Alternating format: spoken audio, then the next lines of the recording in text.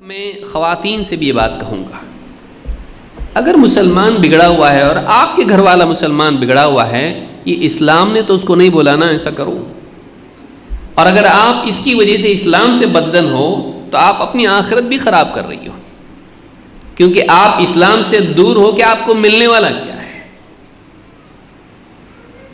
آپ کو کیا ملے گا؟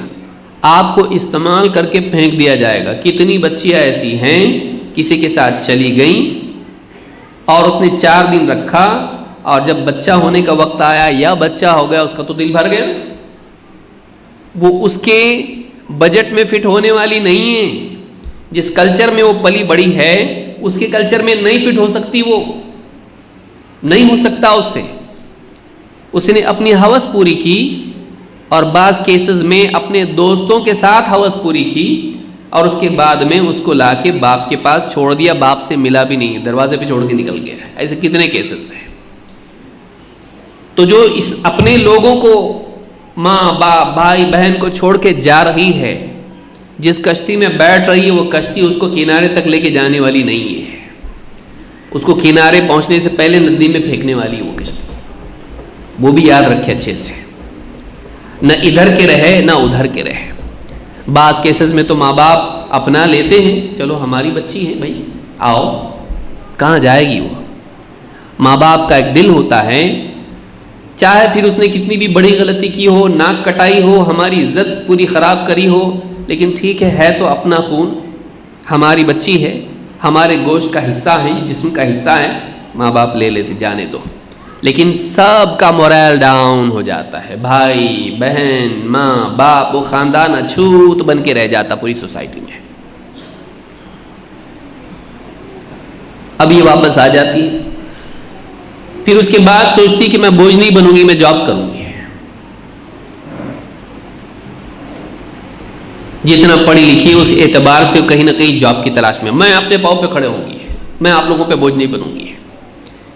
جاب لگتا پھر وہی ہوتا، وہاں جانے کے بعد میں اب یہ تو ٹوٹی پھوٹی آئی ہوئی ہے، تو کوئی نہ کوئی اس کو ہمدرد وہاں بھی مل جاتا ہے۔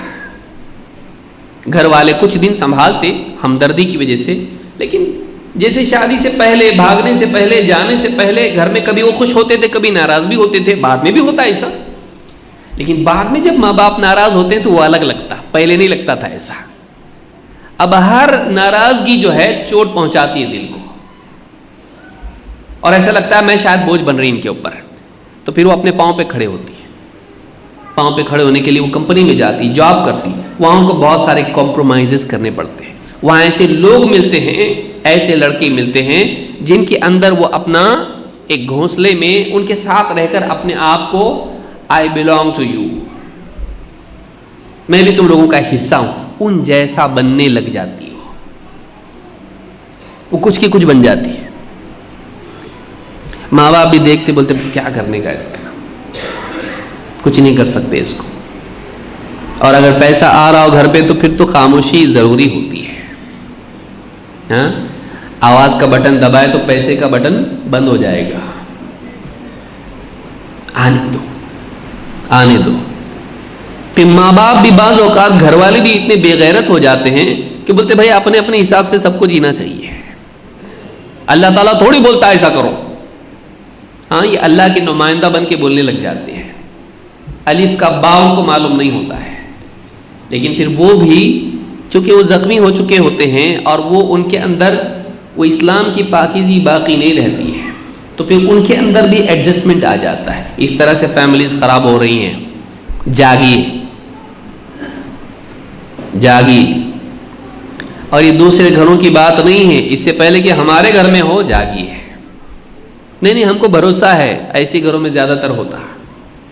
اندھا بھروسہ اچھی چیز نہیں، جاسوسی بھی اچھی چیز نہیں، لیکن اندھا بھروسہ بھی اچھی چیز نہیں ہے۔ مناسب نگرانی ضروری ہے، اور نگرانی سے زیادہ تربیت ضروری ہے، کیونکہ آپ کتنے گھنٹے آپ پیچھے پڑو گے بچوں کے، آپ ایسی تربیت کیجئے کہ آپ کی نگرانی نہ ہو تب بھی وہ صحیح چلے۔ ایجوکیٹ کرنا، تعلیم، اور زندگی میں عملی، گھر کے اندر اسلام کی تعمیل، عمل کرنا اسلام پہ، یہ دو چیزیں اگر ہم لوگ اپنا لیں سب صحیح ہو جائے گا انشاءاللہ۔ اللہ ہم کو سمجھ عطا فرمائے۔ یہ بات آ گئی ذہن میں اس لیے میں نے بتا دی ہے، کیونکہ ماحول ایسا آگے آنے والا ہے۔ بے ہوشی کب تک، بے فکری کب تک،